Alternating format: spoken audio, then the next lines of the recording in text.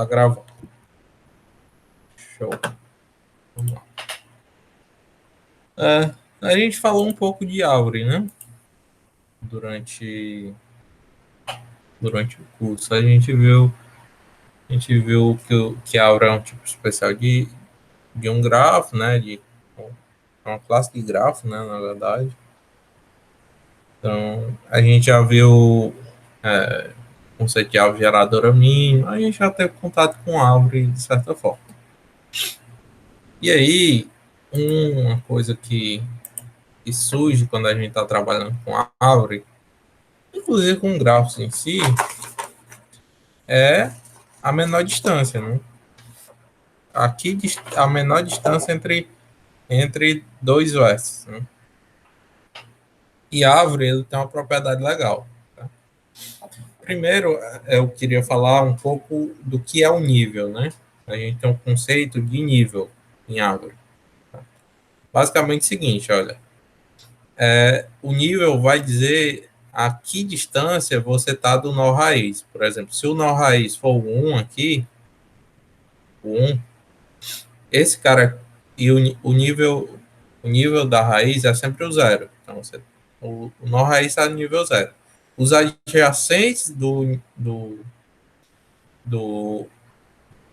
nó raiz estão no nível 1. Os adjacentes deles estão no nível 2, e assim por diante. Então, a gente tem essa construção, né? A gente tem que o nó raiz tem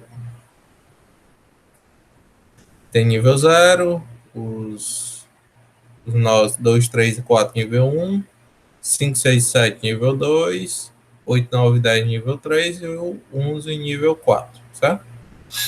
E aí também tem a gente começa a apresentar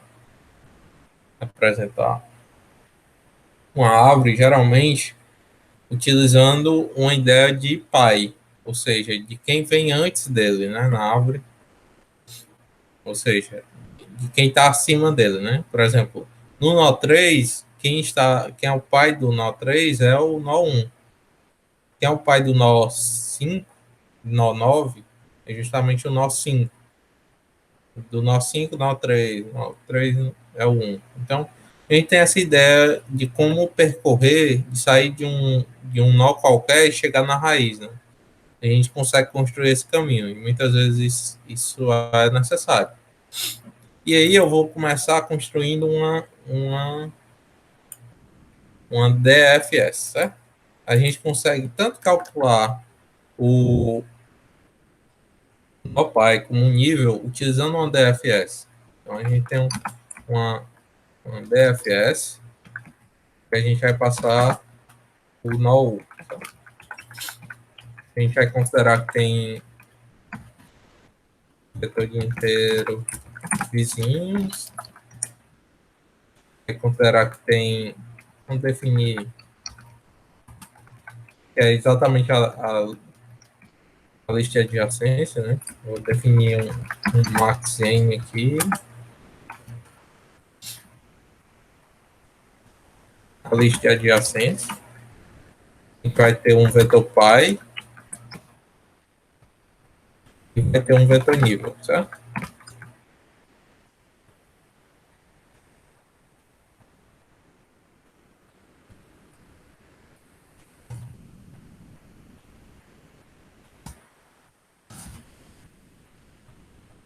Então, inicialmente a gente reseta todo o vetor nível -1, tá? Então, a gente faz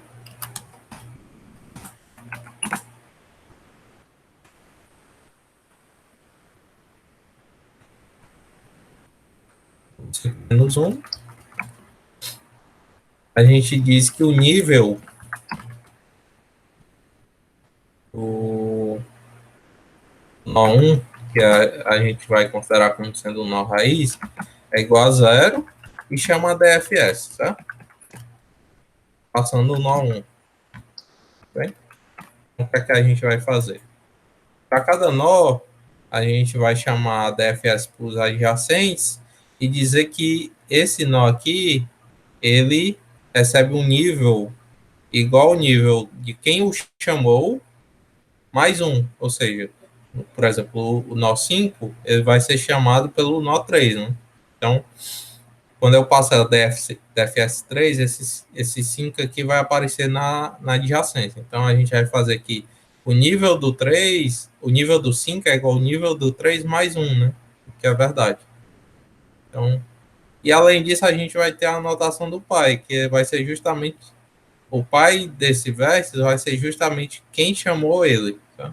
Então, só vale ressaltar que o único que não tem o identificador pai é justamente o vértice 1, tá? Que vai ser justamente o menos 1. Né? A gente pode iniciar também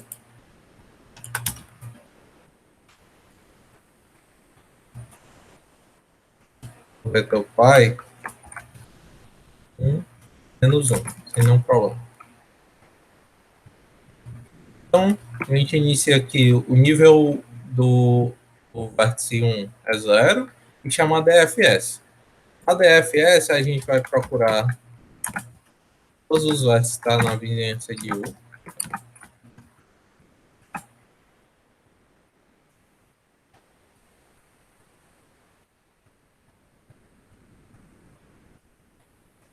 A gente ainda não recebeu os vértices, né? As arestas, quer dizer. Já recebeu. Então, o que é que a gente faz? A gente tem um índice V, um vértice V, que é justamente o vizinhos de U na posição I.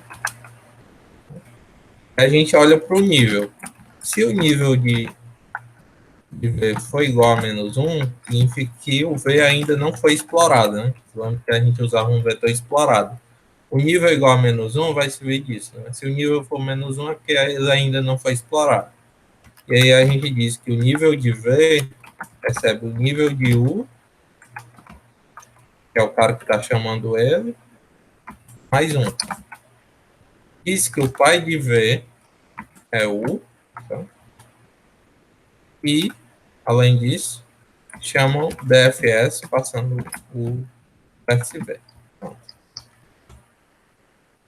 aí a nossa função DFS. Faltou só a gente receber tarefa, né? Vamos só rapidamente receber aqui.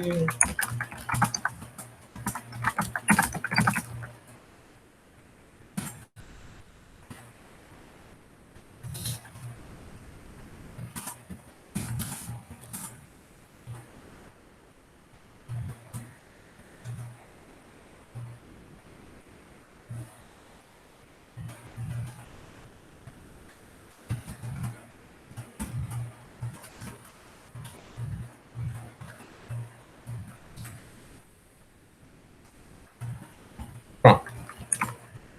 Quando eu chamar esse DFS, vai calcular o nível, né? E aí a gente pode até questionar qual o nível que o determinado vértice está, tudo.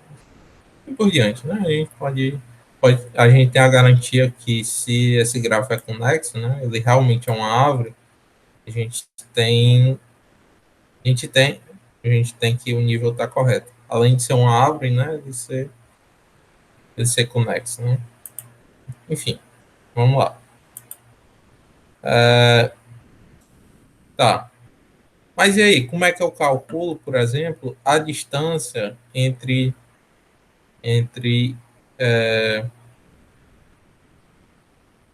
o vértice 9 e o vértice 11, por exemplo? A gente sabe que a distância entre eles é 1, 2, 3, 4, 5. Ou seja, o tamanho do menor caminho que liga ou que existe entre o 9 e o 11 é 5, né? Tá aqui, tá? Claramente tá, existe esse caminho e esse caminho é tamanho 5. Tá. Mas como é que para um grafo qualquer eu descubro isso, né? Que esse aqui é o menor caminho, tá? Eu posso fazer da seguinte forma. Eu encontro um vértice que ele é o que a gente chama de menor ancestral comum, ou seja, é o ancestral é o ancestral mais próximo desses vértices, que é comum aos dois. Ou seja, é um vértice que existe um caminho de você sair dele e chegar nesses dois vértices, certo? E que ele está ao nível mais próximo. Ou seja, por exemplo, o 5, não existe um caminho saindo do 5 chegando do 11, né? Então ele não pode ser menor ancestral comum entre 5 entre 9 e 11. Mas o 3 existe, né? Existe um caminho que liga entre o 9 e o 3 e o 3 e o 11, né? Então a gente tem esse cara ancestral. Ele é o menor ancestral porque existe outro cara aqui, que esse aqui sempre vai ser, que é o nó raiz. O nó raiz ele sempre vai ser ancestral, tá? Sempre vai ser ancestral a todo mundo, né? Ele, do nó raiz você chega em qualquer outro vértice. Então, ele é ancestral. Só que ele não é o menor ancestral. Por quê? Porque existe o 3. O 3 está mais próximo do 9 e do 11. Tá, mas por que, que a gente vai usar esse menor ancestral comum? Qual o nosso interesse com isso? É justamente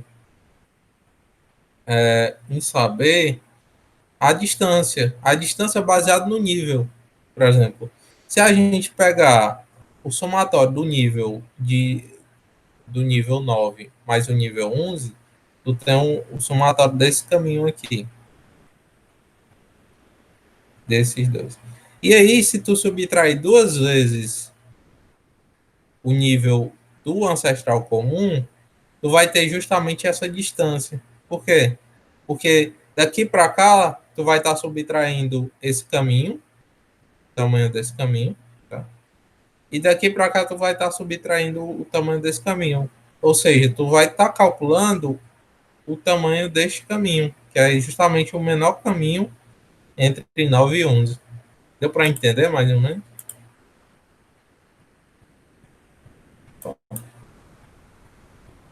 Sim, tranquilo.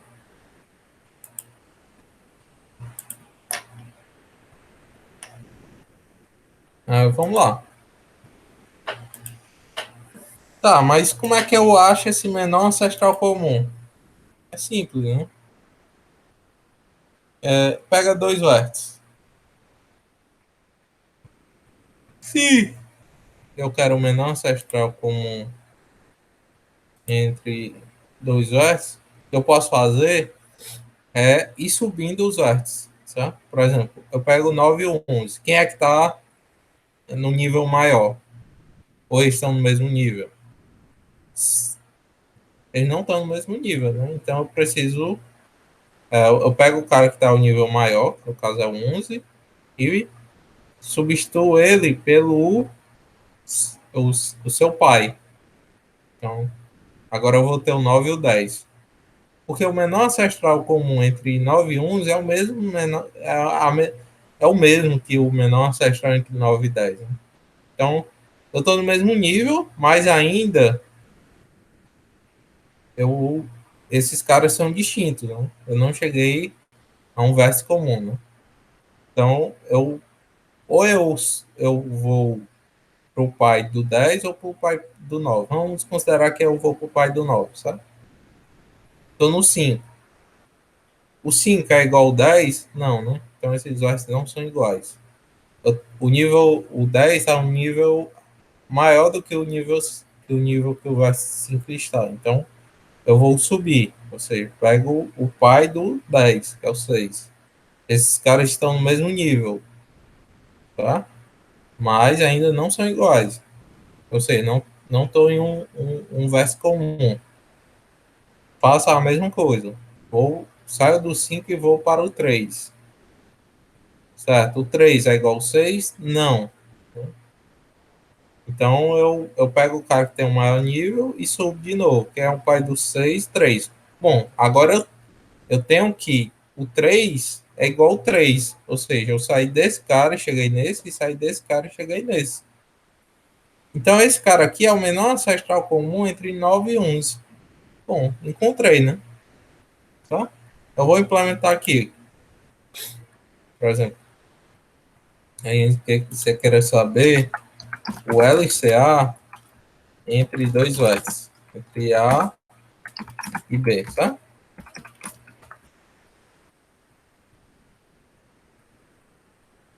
É.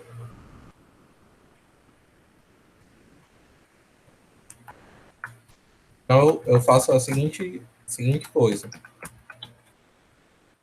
Quanto A for diferente de B, porque se esses caras são iguais, o LCA de dois vértices iguais é ele mesmo, né?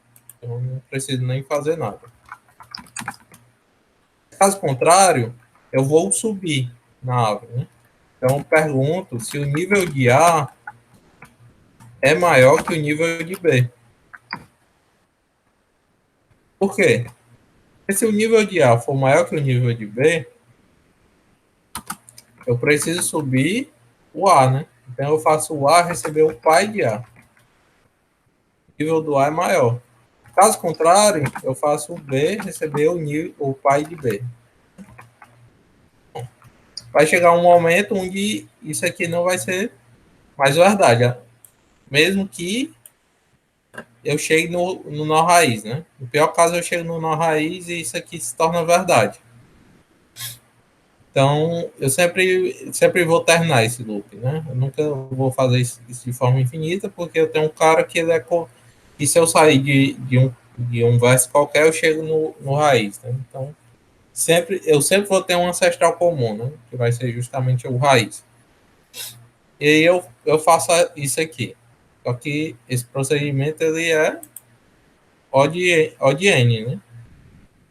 Eu posso percorrer todos os vértices, inclusive, né? Até chegar o vértice raiz. Imagine que eu tenha, por exemplo, esse caso aqui, eu posso ter diversos vértices aqui e diversos vértices aqui, né? Em sequência. Então, eu pegar um cara aqui e um cara aqui pegar o menor ancestral comum, eu vou ter que sair percorrendo até chegar o nó raiz. Né?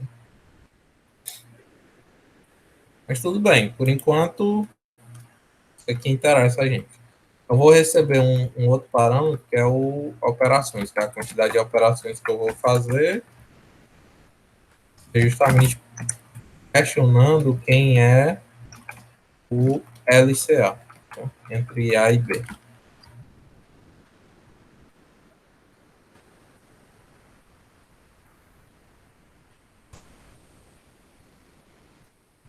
Antes da aula, eu peguei esse exemplo do NEPS, né? Eu transcrevi esse gráfico. Vou pegar aqui só para não ter trabalho de fazer de novo.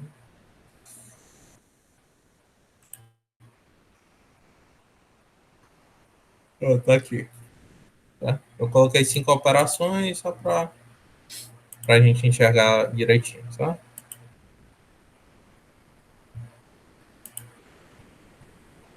Vamos ver se não deu problema nenhum.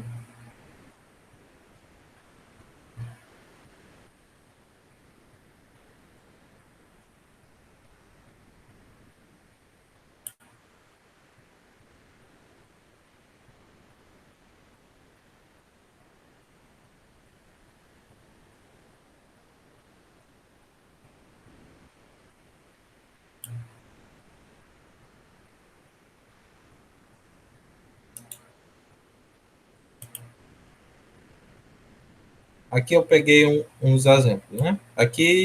Daqui para cima tá o nosso gráfico, né? O gráfico que eu descrevi aqui.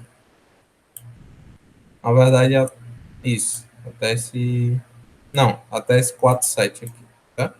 Aí eu começo a questionar. Qual é o LCA entre 9 e 11? Ele retornou 3 aqui, né? 3. Quem é o LCA entre 8 e 6? É o 3 também, né? Entre 1 e 4. É o próprio 1, né? Entre 1 e 4 é o próprio 1. Entre 3 e 9 é o próprio 3. E entre 2 e 7, entre esse cara e esse é o 1, o LCA. Então, correto, né? Tá tudo certo por enquanto.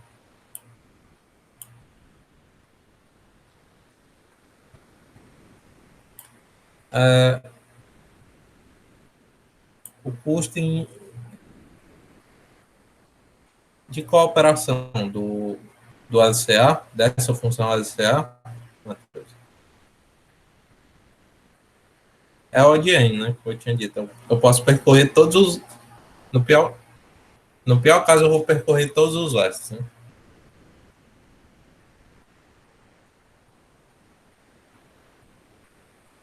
Então, esse while aqui que eu fiz, ele pode ser. Ele pode, opa, ele pode ser ODN, né? Então, imagine que eu faça diversas operações e isso pode ser ter um custo quadrático, né? Imagine que eu tenha M operações, né? E pode ser que não passe no tempo, né? Tudo bem? Então, dado que o LCA está correto, se eu quero calcular a distância entre um e outro, entre dois vértices, né? Eu posso fazer da seguinte forma, como eu tinha dito. Eu pego o nível de A, somo com o nível de B e subtraio por duas vezes o nível do LCA que eu encontrei. Então, é assim que a gente calcula a distância em árvore. Né? É a forma mais eficiente para você fazer isso.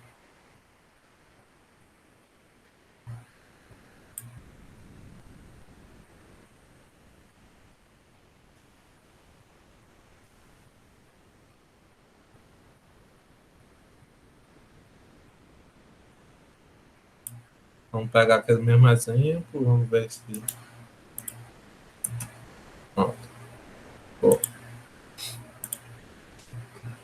olha para cá.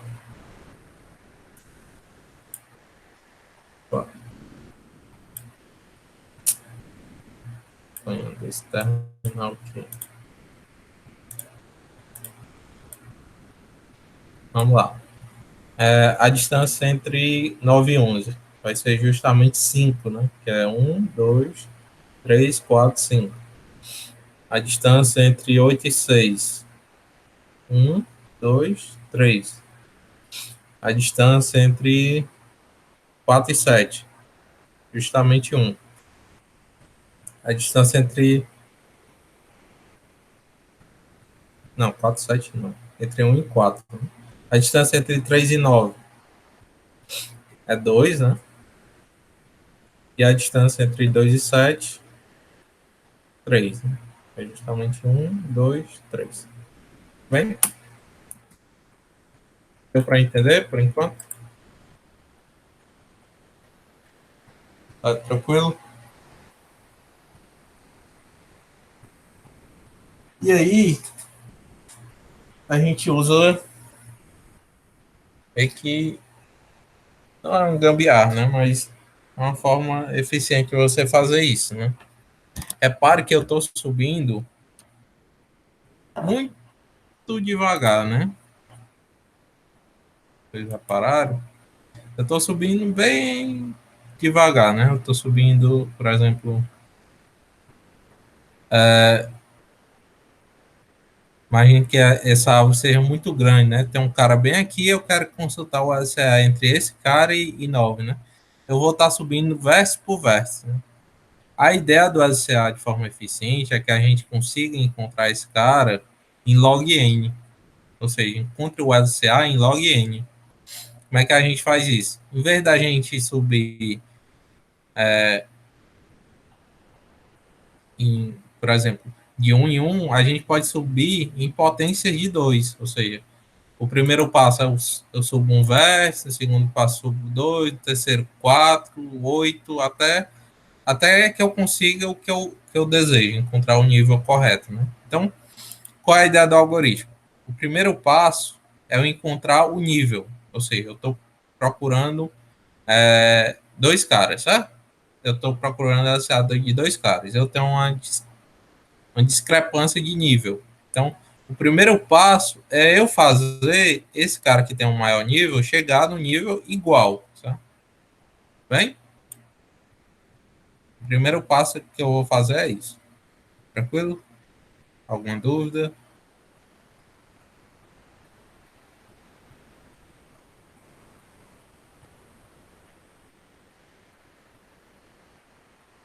Só. E aí, eu vou ter uma. Eu vou ter vou definir um max L aqui. No caso de 1000, ele é 12, né? E 24, o log na base 2. Né? Pode botar até 15. Não tem problema. Em torno de log, né? Isso aqui. Eu vou botar 12. 12 dá certo. Bem? Qual é a ideia do. Não, acho que precisa ser 13. Acho que precisa. Enfim, você pega o log e pega uma ou duas unidades a mais, só para garantir, tá? Vamos implementar o nosso novo LCA. O novo LCA, ele usa uma tabela que, por enquanto, a gente vai abstrair, que a gente sabe calcular. Eu vou já ensinar para vocês como é que calcula. A gente vai ter o ancestral, a tabela ancestral, onde as linhas vão ser os vértices, max n, e as colunas vão ser o max L, que é basicamente o seguinte, ó, se eu tenho o ancestral IJ, eu tenho qual é o ancestral de I a 2 elevado a J posições, ou seja, se eu tenho um J igual a zero, eu tenho que o ancestral a distância 1 desse cara. Imagina que eu estou olhando o ancestral de 11.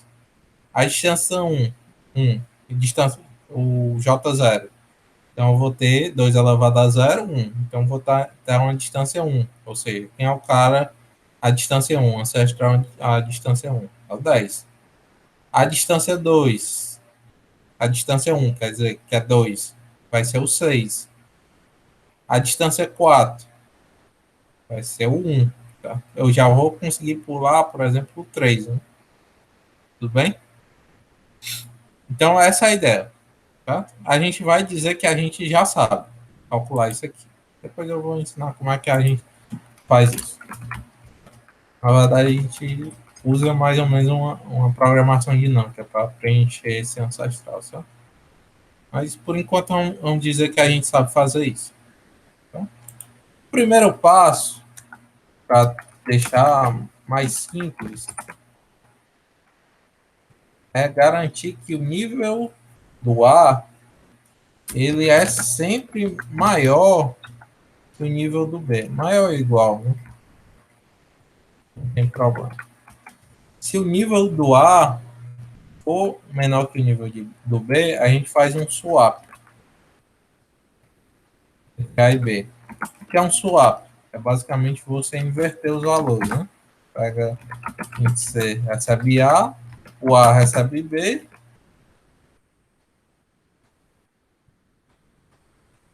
e o B recebe o C, que é o antigo A. Tá? Bem? Então, eu inverto. O A recebe o B e o B recebe o A. De forma que esse nível A aqui sempre seja maior ou igual ao nível do B. Tá? Bem? Então, o que é que eu faço? Vou percorrer. Então, int I. E começo de max L menos 1. E vou até que o I seja maior ou igual a zero.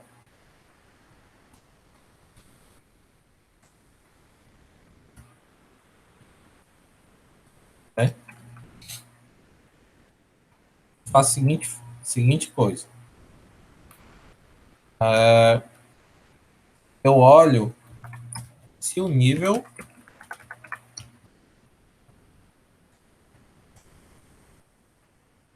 de A menos 1 como é que eu posso? Sofrendo um shift I, ainda é maior ou igual a nível de B. O que aqui isso quer dizer? Se vocês não se lembram, o 1, fazendo essa operação, você calcula quanto é 2 elevado a i, certo? Quando a gente tem esse cara sendo zero, a gente tem eu só quero falar rotacionado, mas dando um shift à esquerda, né? Então, se esse cara é zero, isso aqui é 1. Se esse cara é 1, isso aqui é 2. Se esse cara é 3, se esse cara é 2, isso aqui é 4, e assim por diante. Né? A gente consegue calcular a potência de 2 assim. Então, se o nível de A menos essa potência de 2 ainda é maior que o nível de B, maior ou igual, significa dizer que eu consigo avançar. Porque eu nunca vou ter um ancestral comum que está em níveis distintos, né?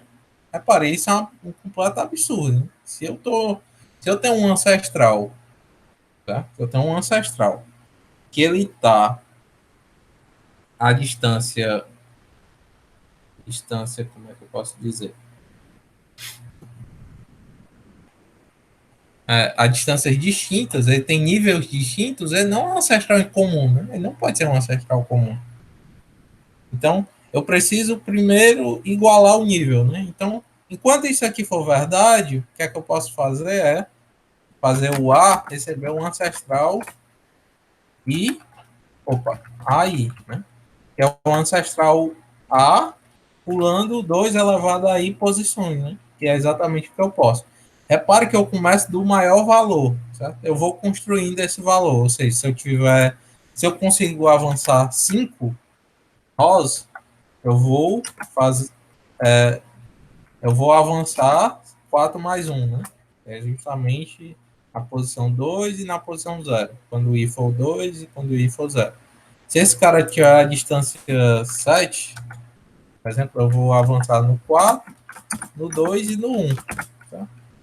E repare que eu preciso sempre fazer isso de forma decrescente, ou seja, começando do maior L possível e indo até o zero. Tá? Eu não posso fazer o contrário, porque aí eu poderia, por exemplo, no caso do 5, eu poderia fazer 1 mais 2 e aí eu não puder mais avançar, né? Porque o 4 eu não posso somar, porque isso aqui ultrapassa. Exatamente como a gente converte de forma implícita, né, um número decimal em binário. Né? A gente começa das potências maiores. Isso a gente não percebe, mas a gente acaba fazendo. Certo? Quando termina esse laço, eu tenho que o nível do A é igual ao nível do B. Tá? Bem?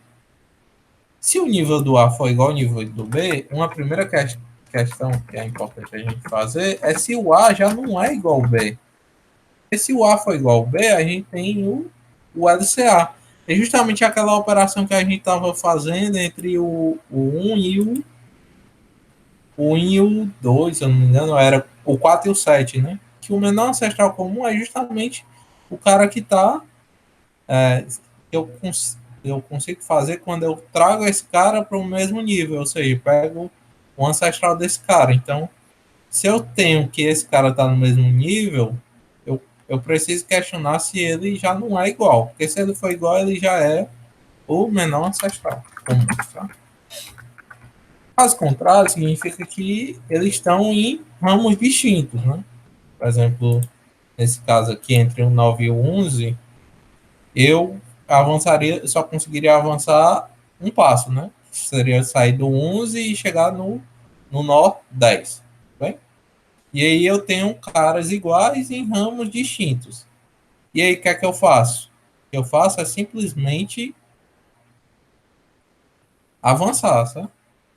Ou seja, eu vou pular passo, pular passos. Sabe? Ah, vale ressaltar que o ancestral I nem sempre a gente vai ter, né? Por exemplo, o 1.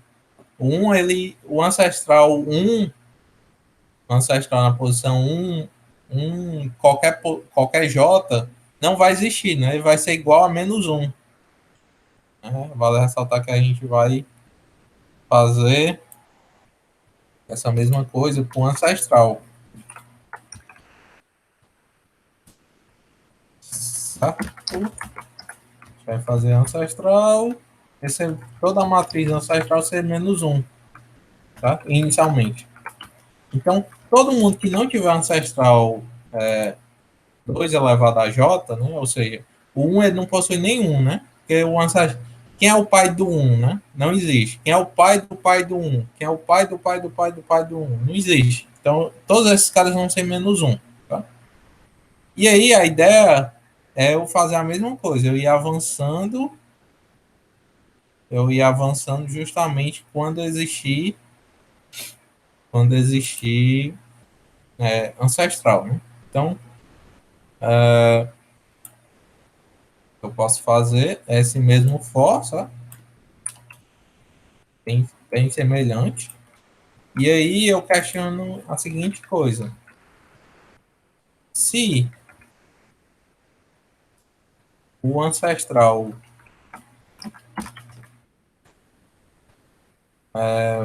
aí foi diferente de menos 1, repare que eu só preciso olhar o ancestral aí, né? Porque se o ancestral aí for 0, o ancestral BI também vai ser 0, né? Porque o A e o B estão no mesmo nível. Então, se não existir um ancestral 2 elevado a I, significa que eu não vou ter um ancestral BI também. E opa,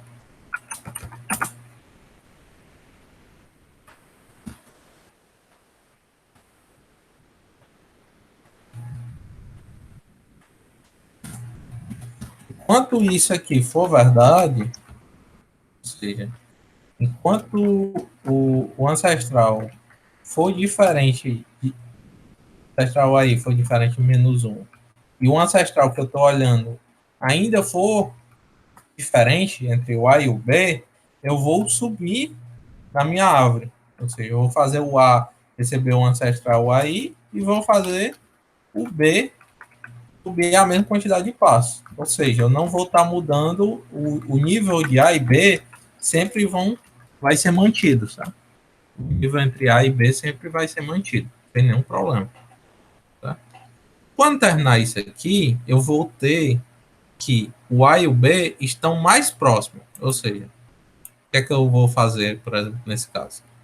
Inicialmente eu igualei, né? O mesmo nível. Eu fui para um cara, saí do vértice 11 e fui para o vértice 10 justamente para estar no mesmo nível que o vértice 9.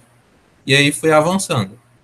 No vértice 9, eu vou tentando, né?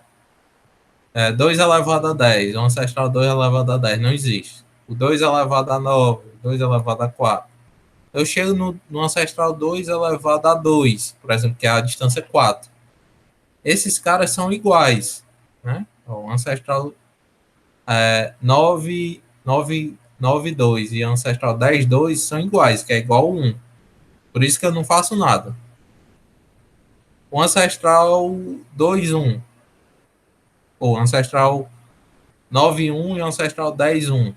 Também é o 3, né? O 3. Eles são iguais. Eu também não faço nada. Quando eu chego no ancestral 9, 9, 0 e 10, 1, esses caras aqui são distintos. E aí eu vou para eles. O que vale ressaltar é que, quando termina esse laço aqui, esses caras aqui estão a um passo de achar um ancestral deles. Ou seja, o ancestral dele é justamente o pai dele. Tá? E aí, quando eu termino isso aqui, eu retorno ou o pai de A, ou o pai de B, ou então o ancestral A0, que é justamente o pai desses caras, tá? E aí eu calculo eles. Certo, a gente já falou, a gente considerou que essa matriz ancestral está calculada, né? Que a gente não calculou ainda. Agora vamos calcular essa matriz ancestral. Vocês estão entendendo, pessoal? Deu para entender essa matriz ancestral? É uma sacada que eles tiveram para que a gente não fique subindo na árvore de um em um, né? A gente pode subir de forma mais eficiente. Não entendeu bem, né?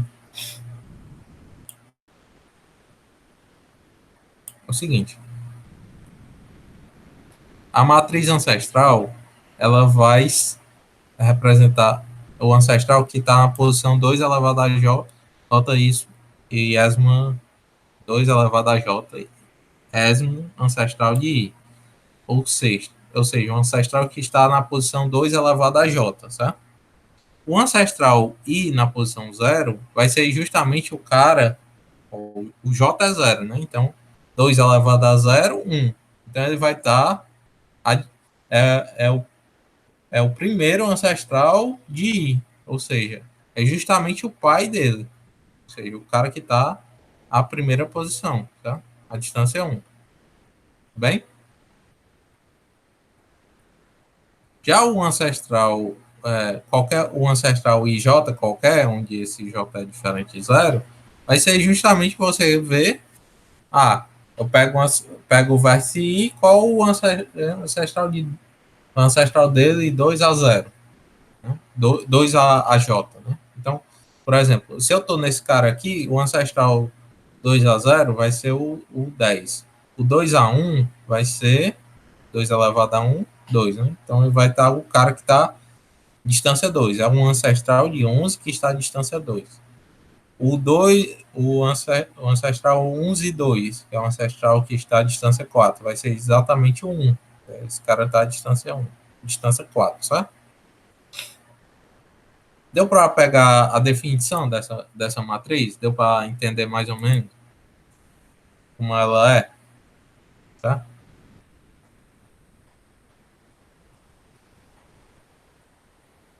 É porque a parte mais difícil é entender como ela é calculada, né? Por isso que eu deixei ela mais para o final, já para vocês se familiarizar. Mas se entenderam a definição da matriz, a linha vai ser justamente o vértice, e o J vai representar o ancestral que está à distância 2 elevado a J. Tá? Por isso que o J, o tamanho das colunas, vai ser exatamente o log desse cara, né?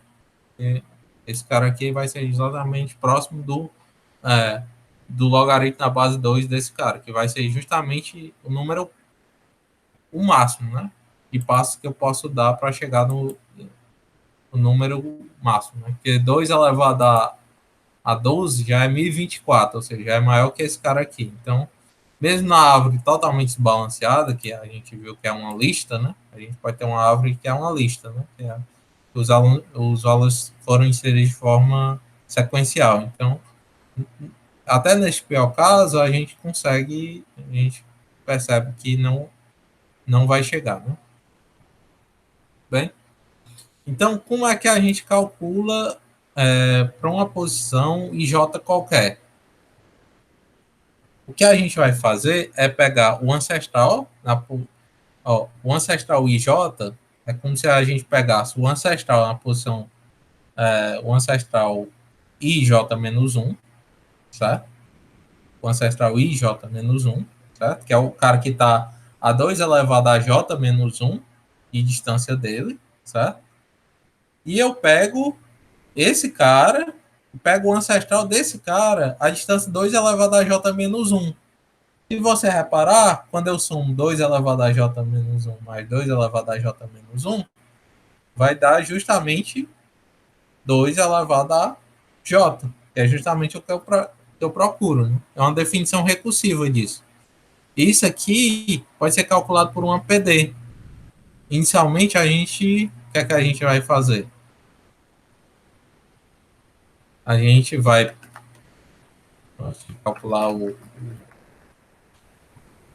ADCA, a gente faz,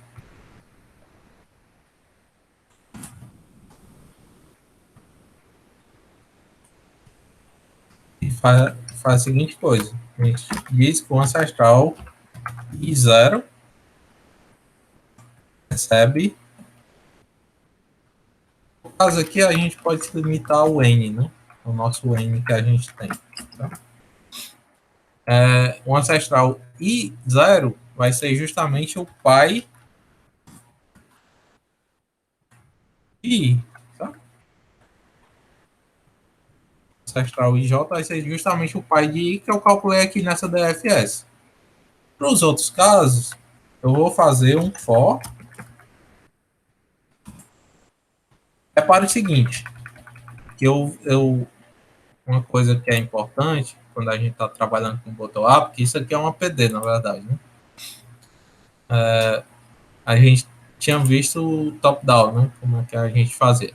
No bottom-up, a gente calcula, a gente vê como é que a gente faz para percorrer isso. Né? Então, por exemplo, se eu quero calcular, repare que a definição dá sempre pela coluna anterior. Então, a ideia aqui é eu calcular toda uma coluna e ir para a seguinte, porque a seguinte vai utilizar a coluna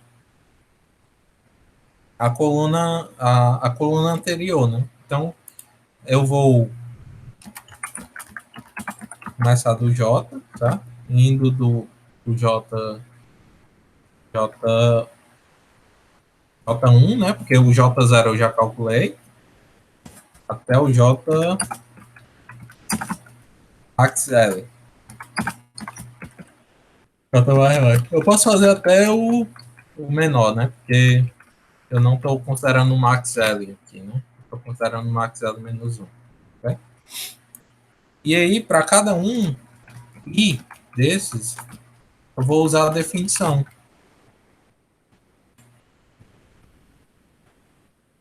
De que o ancestral IJ é o ancestral, basicamente o ancestral do ancestral. Então, eu uso J-1, tá? Eu pego o ancestral. O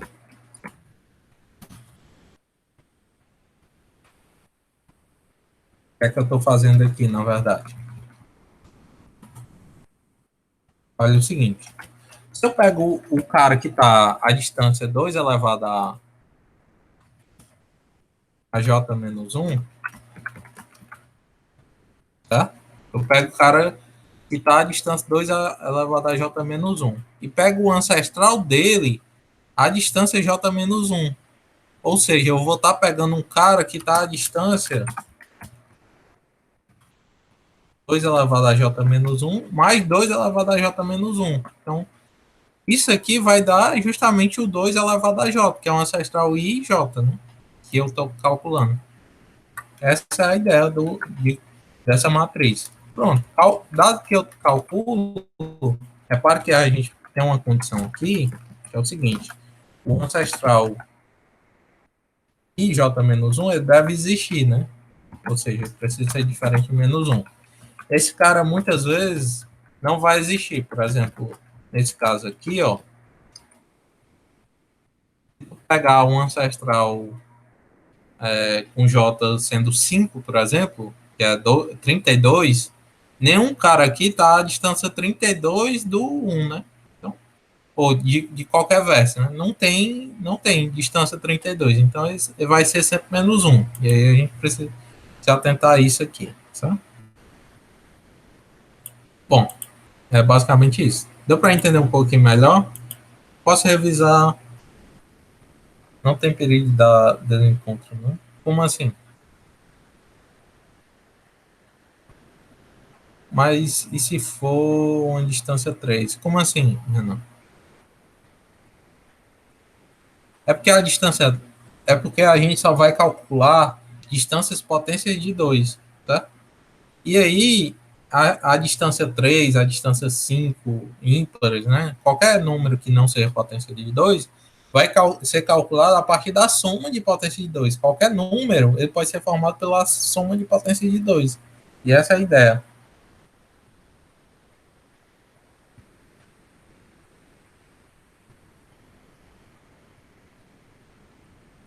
Deu para entender, Matheus? Perguntou aqui.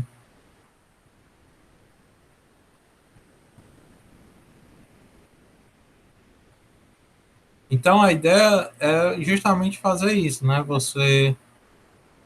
Você usa um ancestral justamente para chegar no mesmo nível, certo? Você tem que o nível de A é inicialmente maior ou igual, né? A gente garante isso aqui, né? A gente garante que o nível de A é maior ou igual ao nível de B. E aí a gente encontra o cara que está no mesmo nível. E a partir disso eu vou subindo na árvore, certo? De forma rápida, né? E isso aqui vai ser log, né? Essa função aqui vai, se você reparar, vai ser todas as interações no máximo log n. Então a função vai ser em odd log n, o que vai ser bem mais rápido que aquela função LCA que a gente tinha. Tá? A gente pode até testar aqui para ver se está tudo ok, né? Vamos usar aquela mesma instância aqui para testar.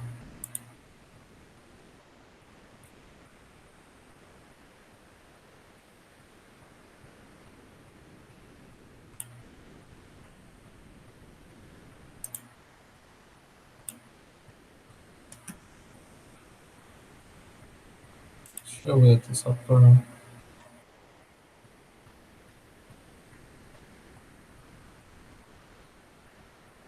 Mas eu esqueço de gerar o objeto. Pode ser aqui. Ah, acho que tá certo. Tá certo. Então, vamos lá, conferir.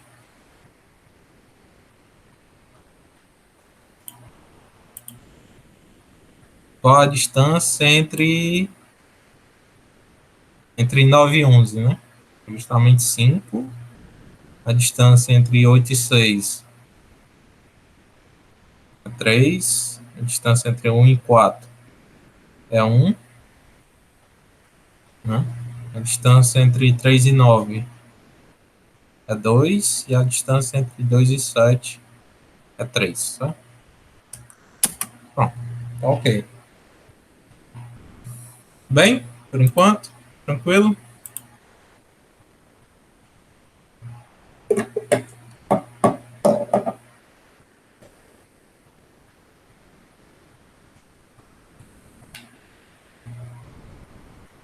Já dá para resolver a questão?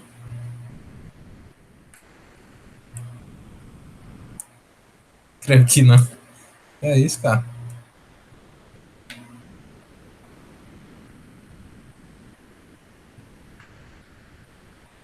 Vocês querem que eu revise a função LCA?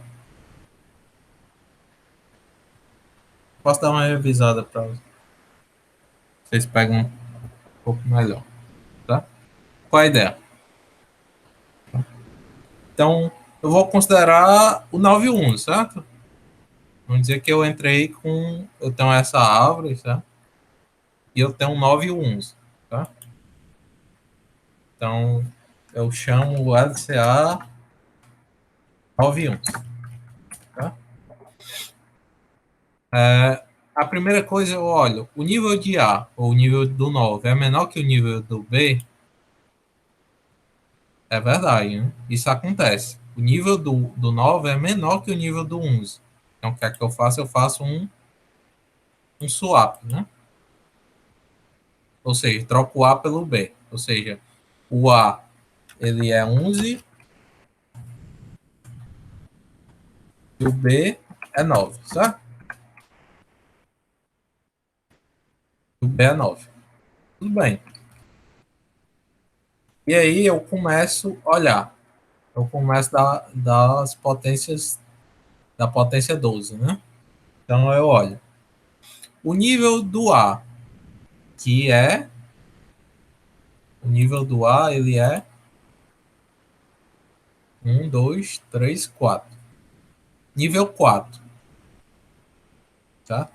Nível 4 menos 2 elevado a 12 é maior ou igual ao nível de B, que é 3. Ou seja, 4 menos 2 elevado a 12 é maior que o nível de B? Não, né? Por quê? Porque esse cara aqui vai dar um número negativo, né? Esse cara aqui ele é muito maior do que 4, né? Tudo bem. Aí vou 11, 10, todos eles dão negativo, né? Então não tem como ser maior ou igual ao nível de B. E aí eu chego no 2, no I igual a 2, que no caso desse cara aqui 1 deslocado 2 vai dar 4. Nível de 4 menos 4, 0. 0 é maior ou igual a 3? Não. Então a gente ainda não conseguiu avançar. Né? Chega no 1. Tá? 4 menos 2, né? 1 deslocado 1 é 2. Né? 4 menos 2, 2. 2 maior ou igual a 3? Não. Por último, eu chego no i igual a 0, que é a última interação. Né? 1 deslocado 0 é 1. 4 menos 3, 4 menos 1, 3. 3 é maior ou igual, maior ou igual ao nível de B, que é 3. Então eu posso realizar isso. Ou seja, eu pego o ancestral a 0. Ou seja, eu vou pegar o pai do 11, que é exatamente o 10. Então agora o A ele passa a ser 10. O A é 10 e o B é 9. Tá? O A é igual ao B? Não, né? O A é 10 e o B é 9. Então tem inversos distintos. Eu não encontrei um ancestral comum ainda. Tá? Bem, eu continuo. Agora nessa interação, eu tenho que. Esses caras aqui, eu tenho garantia que eles estão no mesmo nível. Por quê? Porque se esses caras, a diferença do nível for qualquer, diga aí um número qualquer, 12, eu vou conseguir ir avançando até chegar no nível onde esses dois são iguais. Por exemplo, se eu tenho uma diferença de nível igual a 12, eu vou avançar nessas potências de 2, né? A 8, que é exatamente 3 e 2, né? Eu vou conseguir superar essa diferença. Tá? Eu vou conseguir ir avançando. Dessa forma, eu vou sempre conseguir garantir que, ao alternar essa parte aqui, o A e o B estejam no mesmo nível. Tá? Bem, agora eu vou avançar de forma que os vértices estejam o mais próximo possível, ou seja, a distância 1 do ancestral comum. E como é que eu sei isso? É simples. Eu vou avançar o máximo possível até que o ancestral deles, dois, eu vou sempre avançar enquanto os ancestrais forem distintos. Ou seja, por exemplo, se eu estou à distância, se esses caras estão à distância 5 do ancestral, eu só vou, do ancestral comum, eu só vou dar um passo 4, certo? Se eu estou à distância 8, por exemplo, eu vou dar um passo 4, um passo 2 e um passo 1. Tá? Ou seja, eu vou chegar à distância mais próxima dele, a mais próxima possível, que é justamente a uma distância menos 1. Tá? E como é que eu garanto isso? Tá? Primeiro eu olho se o ancestral aí não é diferente de menos 1. Por quê? Porque se o ancestral for diferente de menos 1, esse ancestral 2 elevado a i nem existe, né? Certo? Nem vai existir. Tá? E o ancestral AI for diferente do ancestral BI. Ou seja, é porque a partir de um momento, imagine o caso, eu tenho 9 e o 10, né? E tenho o I igual a 2. O I igual a 1, na verdade. Eu pego o ancestral que está à distância 4, né? Do I é 2, a distância é 4. Ou seja, o ancestral comum, eu tenho que o 1, ele é o ancestral 9,2 e o ancestral 10,2. Eles são iguais. Por que eu não posso avançar aqui? Porque eu ainda não tenho garantia que ele é um menor ancestral. Por isso que eu não faço isso. Por isso que eu não avanço quando esses caras forem iguais. Eu só avanço quando eles forem diferentes. E aí eu vou avançar de forma que sempre eu vou me deparar nos filhos do ancestral comum, tá? No caso do 3, eu sempre vou parar no 5, 6. Tá? Então, eu só vou avançar quando eu só vou avançar no i igual a zero, que aí eu pego e vou do 9 para o 5 e do 10 para o 6. Ou seja, eu tenho a garantia que quando eu termino esse laço, esse cara aqui, o A e o B, estão à distância um do ancestral comum deles dois. E aí ou eu faço o pai de A, ou faço o pai de B, ou faço o ancestral A0, que é a mesma coisa, né? O ancestral I0 é sempre o pai, ó, pela construção da própria matriz. Enfim, e aí eu chego no ancestral comum, tá? Tudo bem?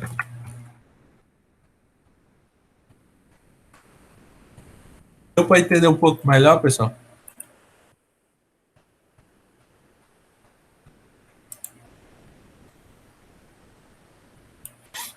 Vou olhar aqui.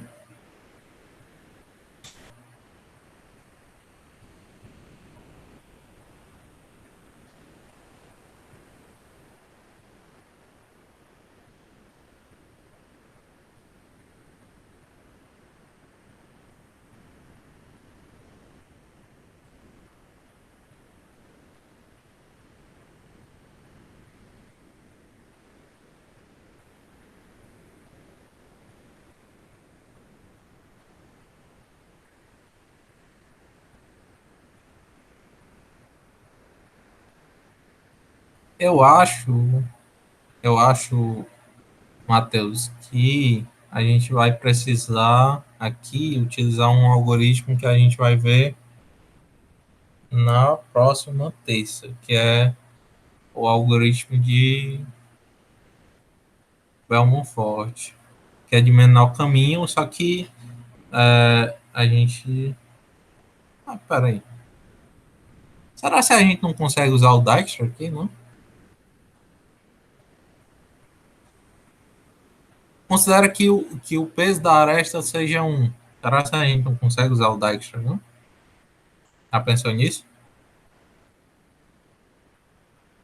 Ah, as perguntas são entre A e B, né? Ah, tá. Entendi, entendi. Eu acho que vai ter que usar um. Existe diversas formas, né? O N é relativamente grande, né? A gente não consegue rodar o Dijkstra de A para coisa. Mas existem algoritmos que a gente consegue determinar o menor caminho entre dois caras, quaisquer, entendeu?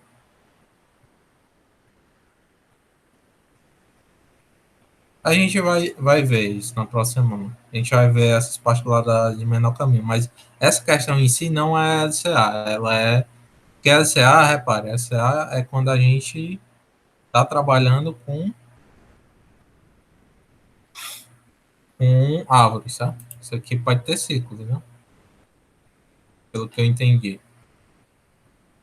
E tem, né? Aqui é um ciclo, né? Bem, deu para entender melhor agora, pessoal? O LCA? A função LCA que eu fiz, que eu implementei?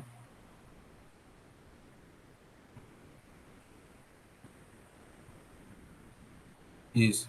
Só funciona em árvore, tá?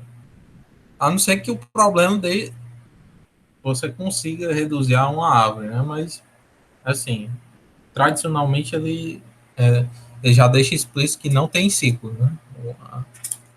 A gente só pode usar quando os graus não tem ciclo. Pode usar em floresta, né? Também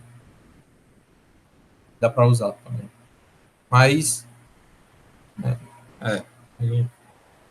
essa questão aí ela é de caminho mínimo. Bem, deu para entender, Renan? Deu para entender o LCA? Tranquilo? Vamos resolver uma questão agora, vocês estão mais confiantes? Vamos lá. A questão é essa aqui. Jogo da memória, tá? Dê uma lida aí, vou beber uma água. Tenham com calma, se vocês já quiserem. Porque o SCA em si ele é pequeno, né, de implementar. Se vocês quiserem implementar aí para a gente testar junto, então, pode fazer também. Vou dar um tempo maior, porque a gente já está terminando o conteúdo. O próximo conteúdo é sobre o caminho euleriano e é bem rápido, assim. Beleza?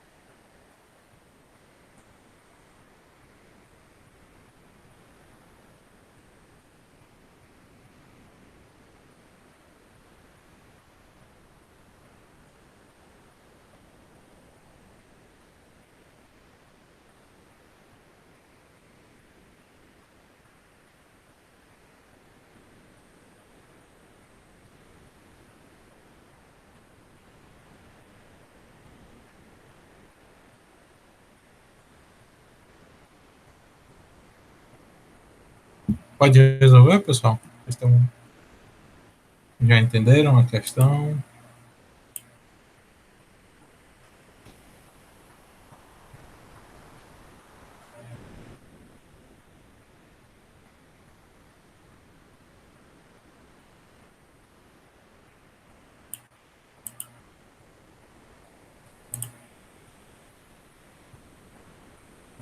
Bora lá. Ele fala bem aqui, ó.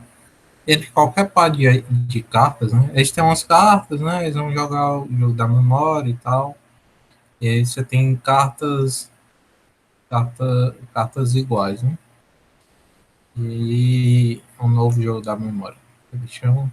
Então, ele dado qualquer par de cartas, existe uma e apenas uma sequência de cartas que leva de A até B. Ou seja, se a gente estiver pensando, a gente vai ter uma árvore, né? Só a árvore tem essa propriedade, né? Só existe, para todo par de vértices, só existe um caminho. É,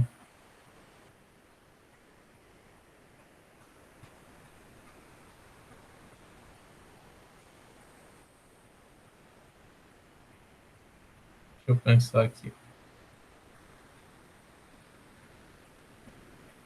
Sim, isso aqui é verdade somente para árvores, né?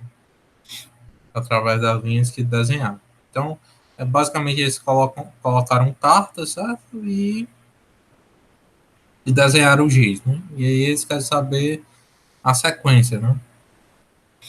E aí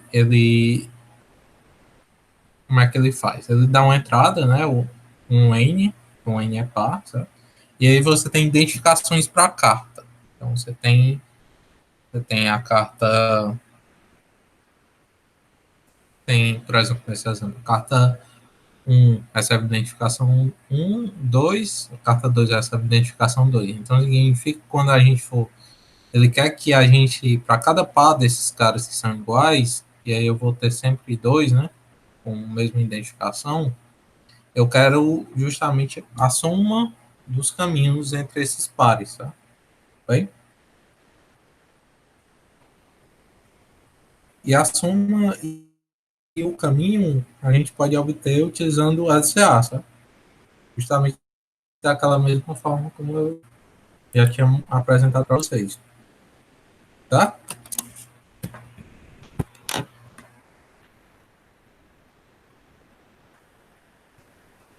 Tranquilo por enquanto? Prosseguir. Então, o que vai mudar daqui para a nossa implementação é a gente saber onde está o par do elemento, né? Então, eu vou criar dois vetores adicionais aqui, um vetor C, sabe?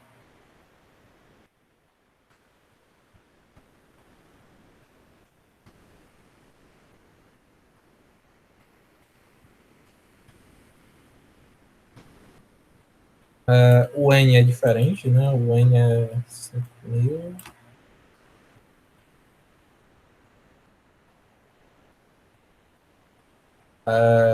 Esse cara aqui, o log dele é aproximadamente 20, sabe? Pode fazer 2 elevado a 20. Se eu não me engano, é 20. Acho que 20 é alto, né? Espera, né? Tá? 2 elevado a 20, supera, então eu uso esse cara aqui e pronto. E aí, o que é que eu faço? Eu não vou ter o número de arestas, né? Porque o número de arestas em uma árvore, ele é sempre n menos 1, né? Eu estava até usando, mas de forma desnecessária, né? Você tem 11, se você tem 11 vai, você vai ter 10 arestas sempre, né? E aí, aqui, na hora de receber, eu faço n-1. Agora falta simplesmente a gente encontrar a identificação desses caras. Né? A identificação deles é de 1 a n, né? Então, a gente vai de 1 a n, tá? E a gente vai fazer o seguinte: a gente vai receber um determinado A, tá? Vou chamar de tá? Receber um identificador e vou dizer que CI recebe ID, tá? Ou C e D, identificador, C na posição identificador recebe I, tá? Certo, mas como é que eu vou achar um determinado cara já, tipo assim, o mesmo identificador já foi inserido, né? Eu vou questionar se C na posição e D é diferente de zero. Se for diferente de zero, ele vai entrar nesse if, né? Bem? Se isso for verdade, então o par de I vai ser justamente o C e D, que é justamente o I que eu salvo, né? Aqui, ó. Eu estou salvando o I na posição C e D. Então, se esse cara já foi inserido, significa que já tem um cara que foi inserido. E eu faço que par C e D recebe I. É justamente o contrário, né? Eu faço o par I receber C e D, o par de C e D receber I. Bem? Pronto. Agora, para cada um, para cada I de 1 até N, eu vou ter o seu par correspondente no vetor par, certo? E aí, eu vou fazer determinada. Eu vou calcular para cada par desses, um long, acho que talvez nem precisasse. Resultado sendo zero, inicialmente zero. E aí, para cada par, eu vou calcular a soma, a distância, né? Então, resultado recebe mais igual. Aí eu recebo o nível de I mais o nível do par de I menos duas vezes o LCA, duas vezes o nível do LCA entre I e o par I. Tá? Por fim, eu pego esse cara e divido por 2. Por quê? Porque, repara, eu estou de 1 a N, então eu calculo o I e o par de I, né? Então, eu faço esse cálculo aqui duas vezes. Eu faço, por exemplo, se o vértice 1 e o vértice 5 forem pares, quando o I for igual a 1, eu calculo, e quando o I for igual a 5, eu também calculo. Então, eu calculo duas vezes. E eu preciso, esse res vai ser exatamente o dobro da resposta que eu quero.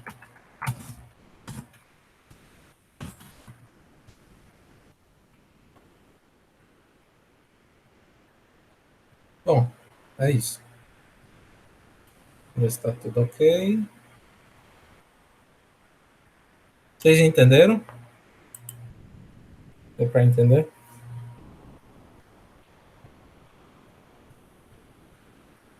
Matheus, Renan.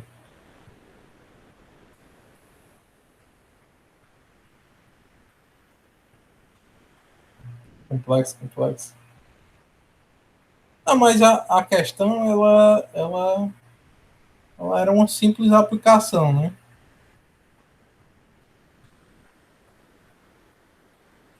Uma simples aplicação.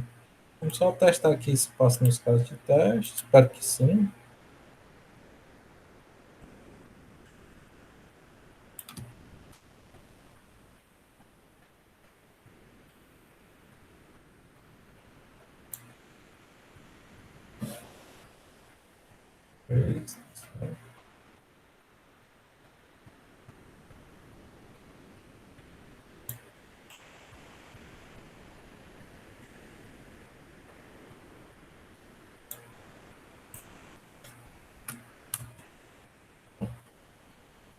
submeter, ver se vai passar.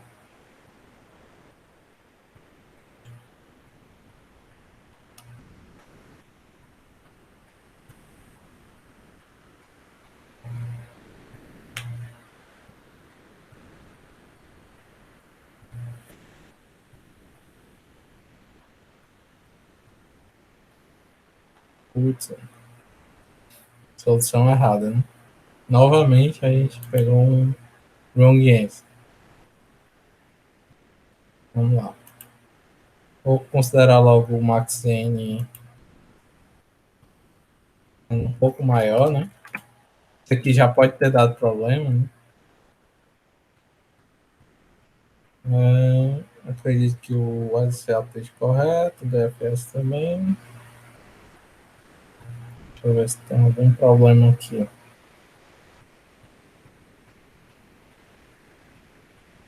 Acredito que não.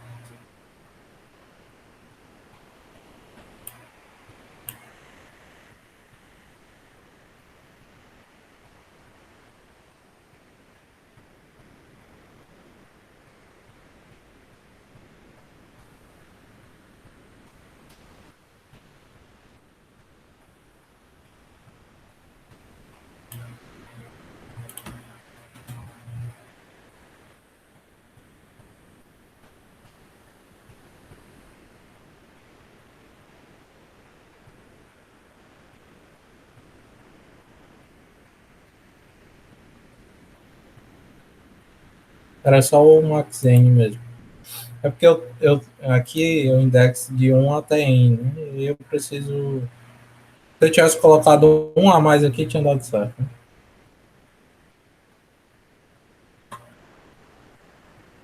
Tudo bem? Pronto. Passou.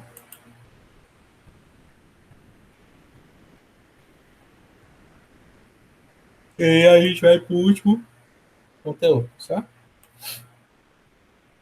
Vocês já ouviram sobre o caixeiro viajante, o problema do caixeiro viajante?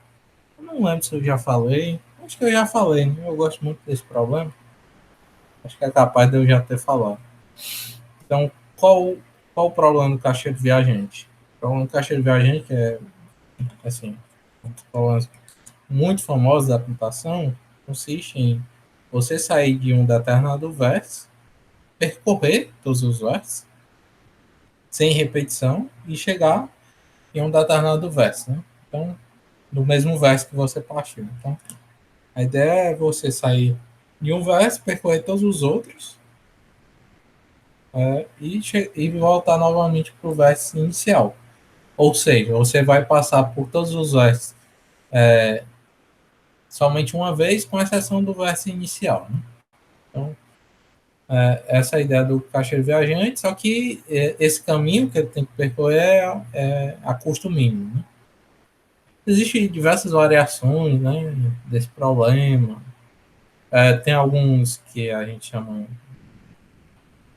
algumas variações de caminho, onde você pode passar, você não se importa com a questão do peso, você se importa simplesmente em passar por todos os versos. Né? Então você constrói um caminho dessa forma.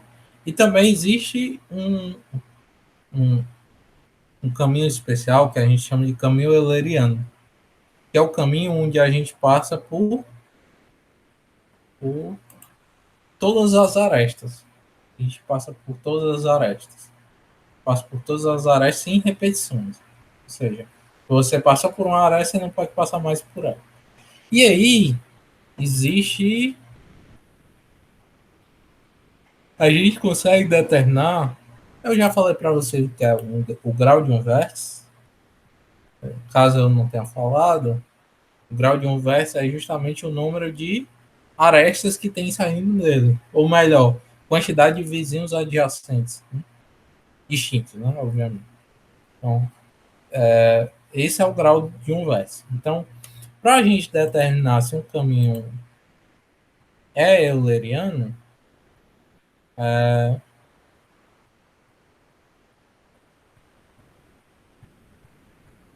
a gente precisa se questionar as seguintes coisas. todos os versos do grafo têm que ter grau par, ou todos os versos têm grau par, com exceção de um par de vértices. Tá? Se todos os versos tiverem grau par, significa que o caminho euleriano vai sair de um vértice e vai chegar nele mesmo. Tá? Ou seja, você vai.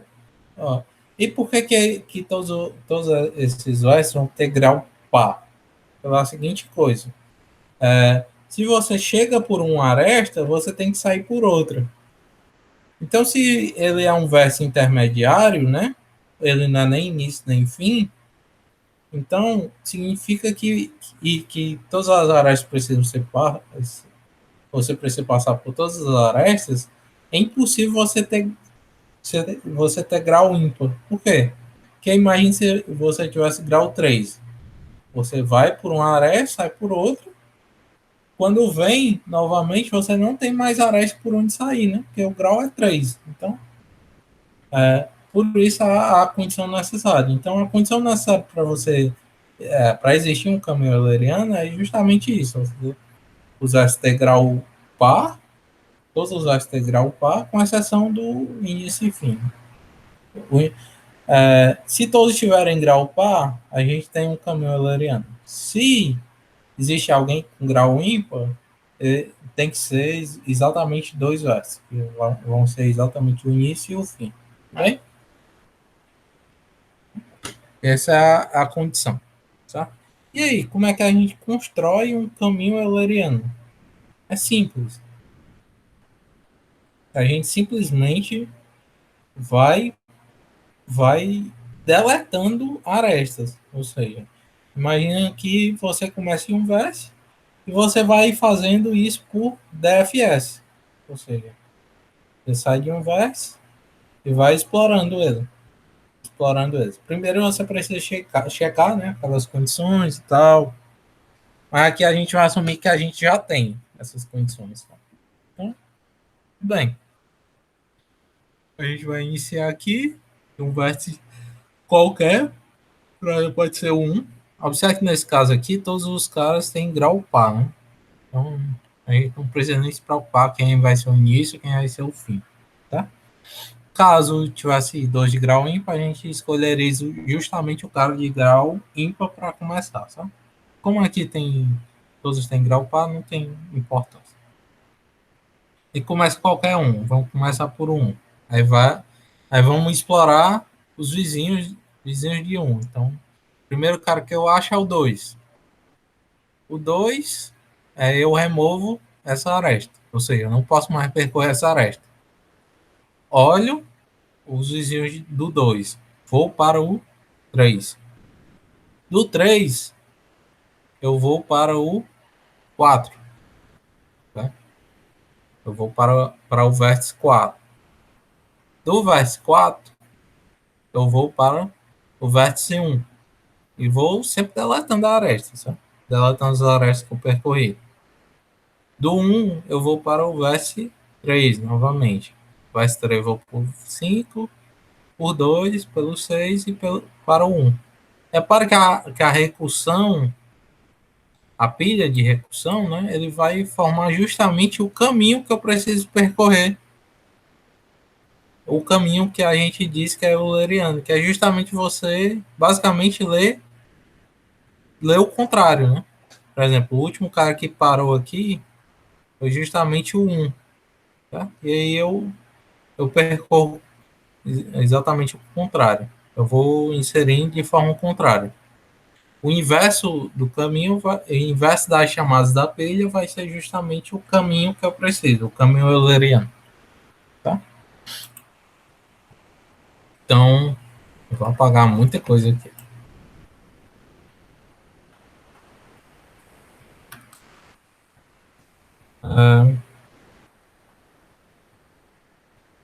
O Max N.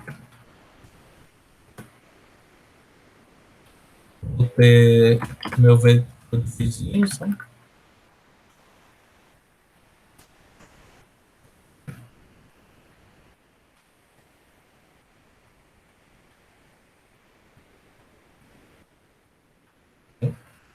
vou ter uma função que vai construir caminho. Então, eu vou passar um vértice. Tá? Eu vou ter um vetor inteiro,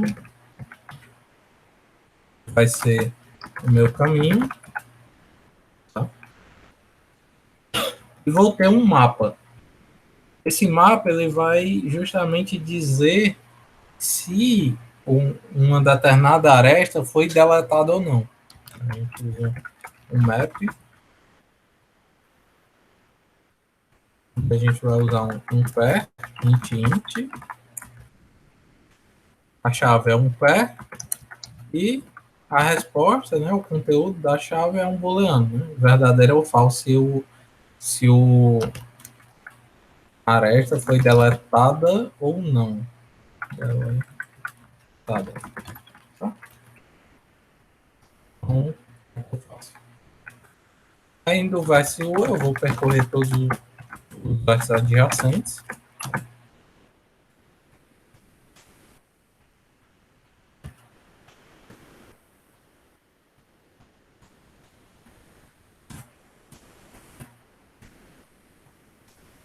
Vou usar um vértice V aqui. Então, pego vizinhos I, né? E aí a primeira questão, o primeiro questionamento que eu faço é se map deletada, né, que é o nosso map, na posição make o V é igual a true, né? Ou simplesmente deletada, né? Só simplesmente essa parte, né? Se isso aqui for verdadeiro, significa que essa aresta já foi deletada. Então, eu só dou um continue, significando que vou continuar, simplesmente continuar a execução. Tá? Eu não vou explorar esse vértice, porque essa aresta já foi deletada. Tá? Caso contrário, essa aresta não foi deletada. Né? Se eu chegou aqui, significa que essa aresta aqui não foi deletada. Então, eu vou inicialmente deletar.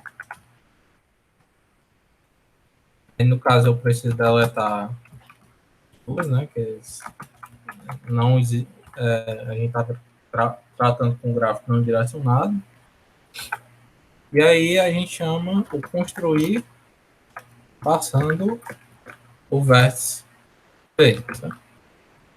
Por fim, para cada execução, eu vou fazer caminho pushback. O que significa? Quando eu chegar no último vértice, onde eu não posso mais ir para canto nenhum, né? Porque todas as áreas foram deletadas, eu insiro o U. E aí essa construção se dá de trás para frente, ou seja, do último cara inserido até o primeiro cara que eu chamei. Então, vamos considerar que a gente tem um NM, recebe esse NM, tem um inteiros AB,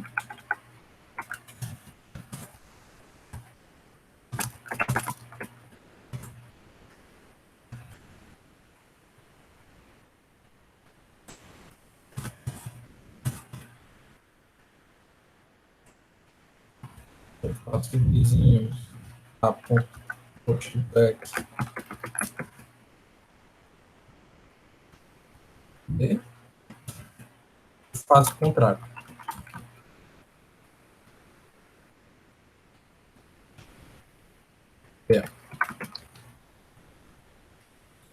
Por fim, eu chamo construir.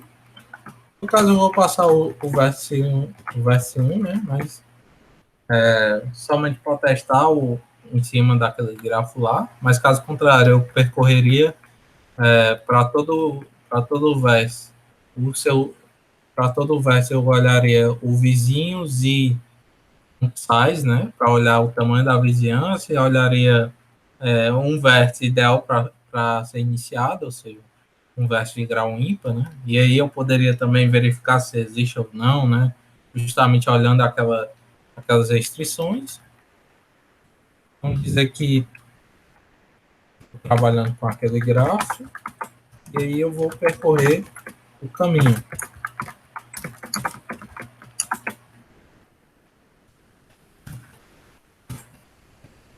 E aí eu vou pintar o caminho.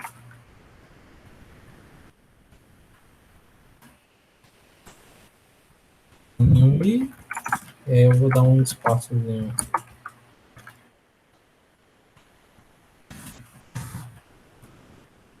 Só pegar o exemplo aqui que eu também fiz, justamente para não precisar fazer na ação.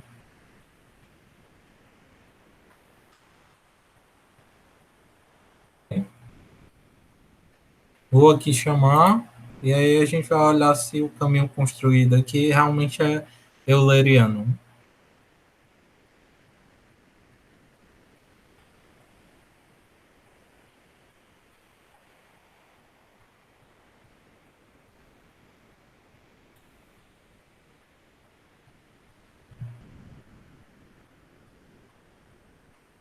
Vamos lá.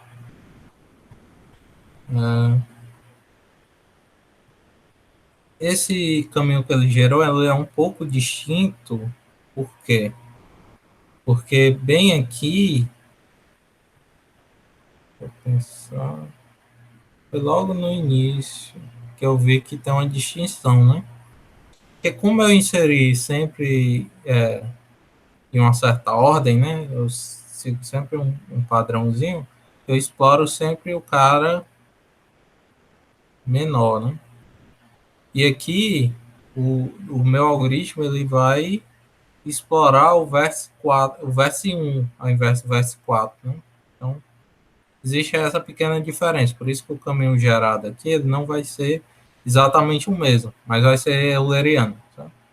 É a forma como você escreveu o grafo, né? Você não tem bem controle como as arestas são inseridas. Né? E como as arestas são inseridas, vai influenciar nesse caminho, mas o que importa para a gente é saber se ele é euleriano. Né? A gente tem aresta 1,6, 6,2, 2,5, 5,3, 4,